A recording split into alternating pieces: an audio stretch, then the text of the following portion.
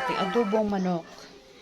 1 kilo chicken, pineapple tidbits, soy sauce, black pepper, paminta guys, powder, vinegar,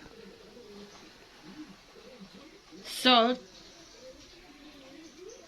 konting sugar, garlic, onion, bay leaf, buong paminta, chicken broth cubes, at saka seasoning, granules, at siling mahaba, long chili. So guys, lagyan mo din sa kasama.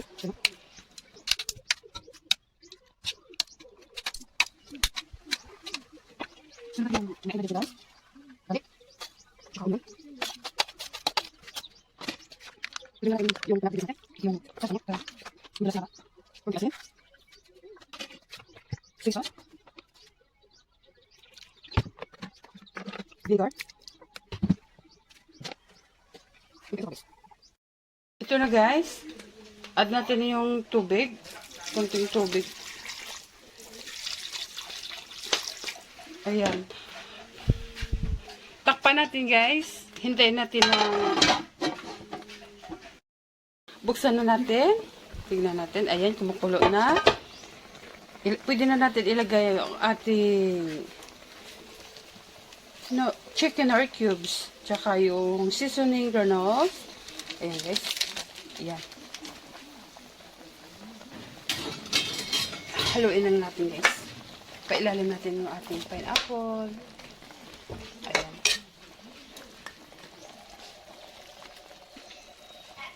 Cover lang natin ulit guys. Ayan. Hintayin na natin kumunti yung tubig. Buksan na natin guys. Kumunti na yung tubig. Pwede na natin ilagay yung ating long chili. Medyo madilim guys. Kasi dito ako nagluto sa loob. Mainit kasi sa labas. Tsaka yung dahon ng laurel. Kunting black pepper. Ayan. Kumunti na yung tubig guys. Pwede ko na tukunan.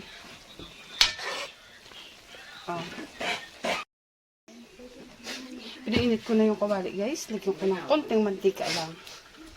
Ayan. Konti lang.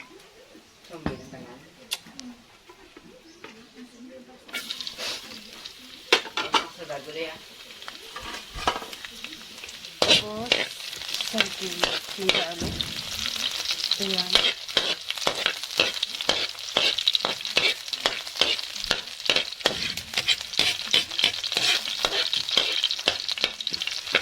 Ito yung magiging golden brown yung garlic.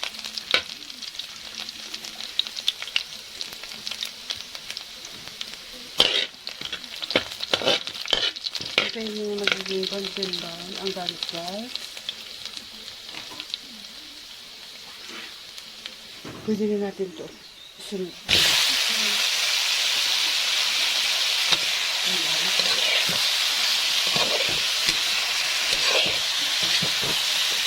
Para malalasahan natin yung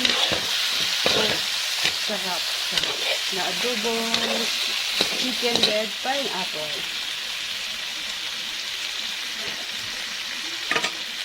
Pwede na natin ilagay yung sauce.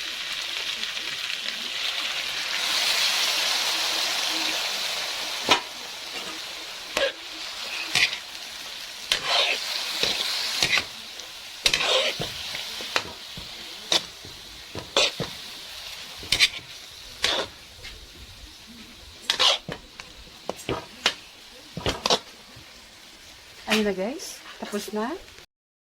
Ito na guys, luto na yung ating adobong manok with pineapple. Ayan.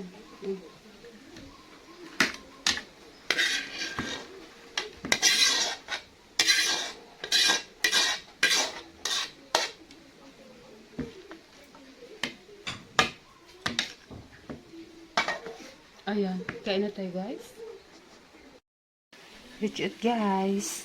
Please subscribe to my YouTube channel, like and share. Don't forget to press the bell button for more updates and for more upcoming videos. Kain tayo mga kaprobinsyana!